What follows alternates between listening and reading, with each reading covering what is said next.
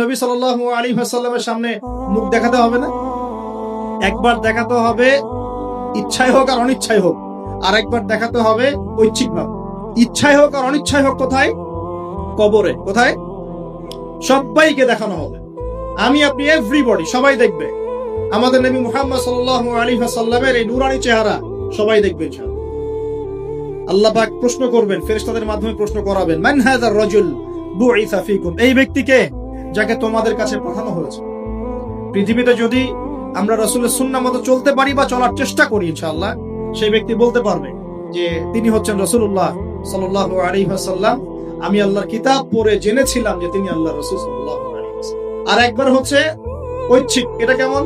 রাসূল সাল্লাল্লাহু আলাইহি ওয়াসাল্লাম হাউজে কাউসারের সামনে দাঁড়িয়ে থাকবেন। আকাশের তারা যত বেশি, তার চেয়ে বেশি হবে পানপাত্র, গ্লাস। তো নবী সাল্লাল্লাহু আলাইহি ওয়াসাল্লাম সবাইকে হাউজে কাউসারের পানি পান করাবেন। ওই দিন অন্য কোনো ব্র্যান্ডের পানি চলবে না, শুধু হাউজে কাউসারের পানি চলবে।